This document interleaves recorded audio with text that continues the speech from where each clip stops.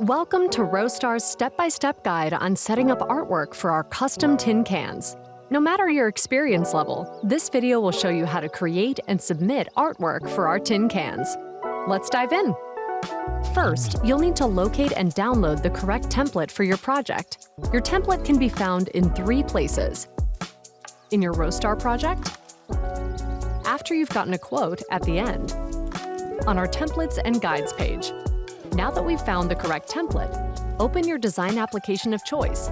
We recommend using Adobe Illustrator, so we'll be using that to demonstrate today. Next, we'll open the template. There are 2 ways to do this. The first one is to drag and drop the file from your computer into the application. The second way is to select Open from within the application. When using Illustrator, this can be found under the File menu in the top left. Once the template has been opened, you're ready to start designing. Now we'll review the different aspects of the template and their purpose.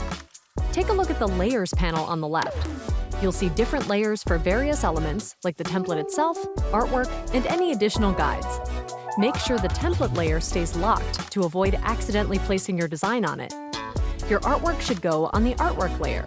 Keep in mind, there will also be an additional layer for metallic effects if you are using direct print or chose a metallic label option. This ensures that everything stays organized and prints correctly.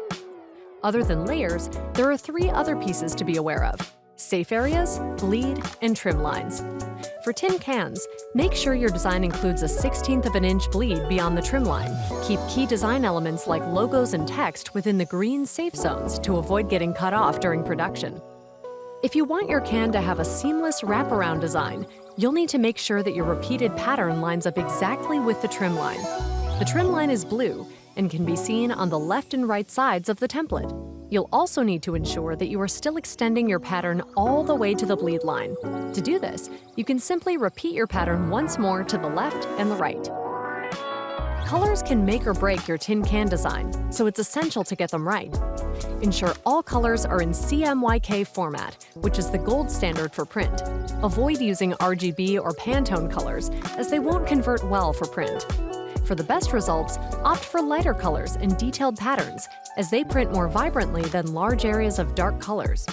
If you want a true black, use our recommended color values: 25% cyan, 25% magenta, 0% yellow, and 100% K, which stands for black. When it comes to silver cans, be aware that any elements printed directly onto the can will appear metallic. If you want to avoid a metallic effect in certain areas, you'll need to set up a white layer. In these instances, the white ink is used to block out the metallic sheen of the substrate, providing a white background or base. For more help with this step, check out our video all about white layers. If you're designing for our beaded cans, be sure to activate the FPO Represents Can layer to see where the beads will impact your design. Check to ensure that important text or image elements don't fall into the grooves of the can to keep your design clean and readable. Once your design is print-ready, make sure to outline your fonts and embed your images. Outlining fonts converts your live, editable text into shapes, ensuring it appears correctly when printed. When our pre-press team opens your file for review, if your text hasn't been outlined, it may appear slightly different on their computers. To outline your fonts, begin by making sure all layers are unlocked, then select all, click on Type, and select Create Outlines. Embedding images ensures all design elements remain intact, so there's nothing missing when it's time to print. To embed your images, go to the Links panel and select All Images. Then choose Embed Images from the drop-down menu at the top right corner of the panel. Once you've finished designing, take a moment to review everything.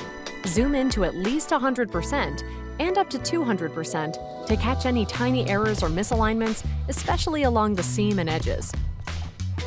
Ensure all elements are within the safe zones and make sure your spelling is correct. If you're including features like QR codes or UPC codes, verify that they're placed correctly and that they link to the correct place.